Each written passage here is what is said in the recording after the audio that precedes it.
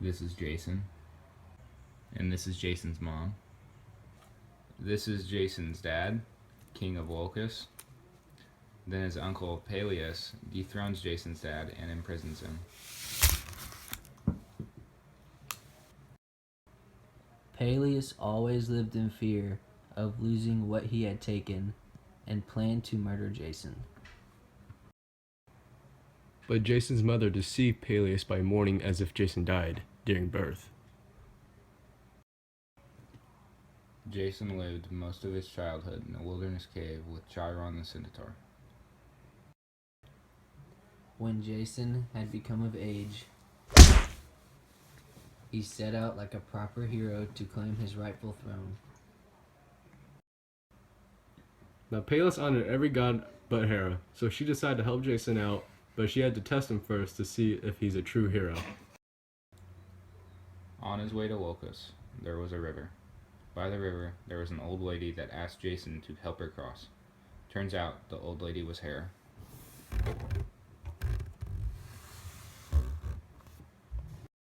Jason had lost a sandal in the swift-moving stream, and this would prove significant, for an oracle had warned King Peleus, "Beware a stranger who wears but a single sandal."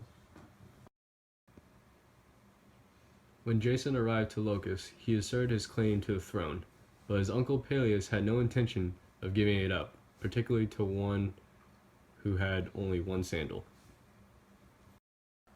With hospitality, he invited Jason to a banquet, and during the course of the meal, he engaged him in conversation.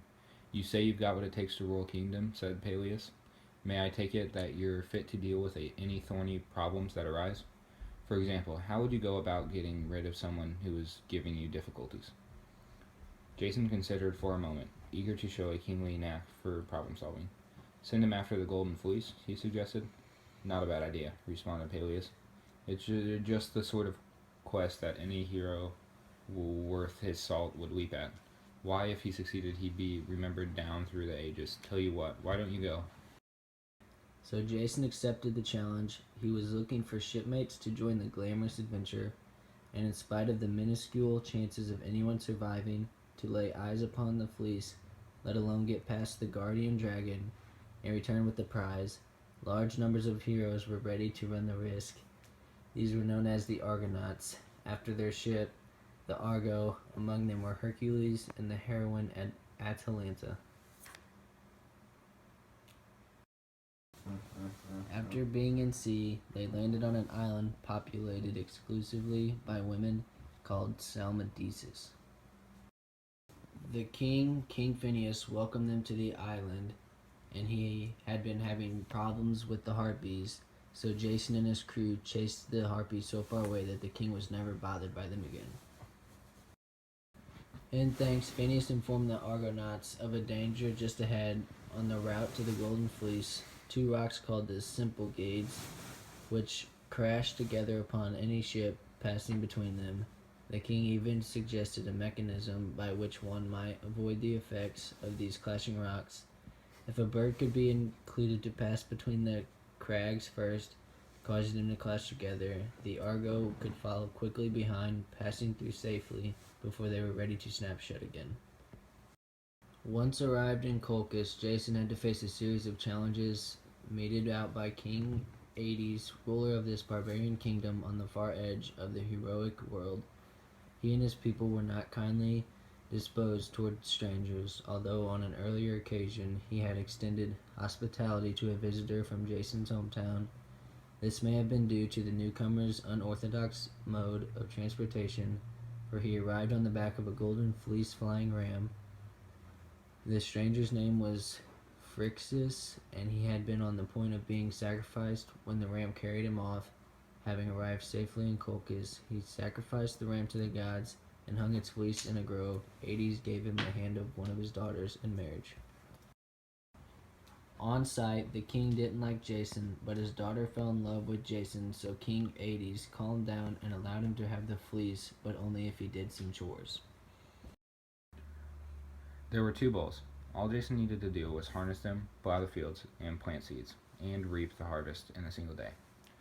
These bulls were a bit unusual in that their feet were made of brass sharp enough to rip open a man from gullet to gizzard. And also there was the matter of their bad breath. In point of fact, they breathed flames. Conveniently, Medea was a sorceress, so she slipped Jason a salve which, when smeared on his body, made him fireproof and protect from the brazen hooves. And he got to work. King Hades had some dragon's teeth with unique agriculture properties. As soon as these hit the soil, they began to sprout, which was good from the point of view of Jason accomplishing his task. For each she began to grow into a fully armored warrior, who popped up from the ground and helped Jason finish the chores. After the job was done, Jason threw a rock at one of the men. The man in turn thought his neighbor had done it. Then all the men turned against each other, and soon all of them were dead. Hades had no choice but to make as though he gave the fleece to Jason, but he still had no intention of doing so. Although Medea, who still deeply in love with Jason, so she showed him the way to get the fleece. The fleece was nailed to a tree and guarded by a dragon. Medea used her sleeping potion to keep the dragon quiet. Jason goes in and gets the fleece and leaves for the Argo. Jason had completed his challenge. He and Medea get on the Argo and set off to return to Greece. But once Jason and Medea get to Greece, he dumps Medea for a new chick. The end.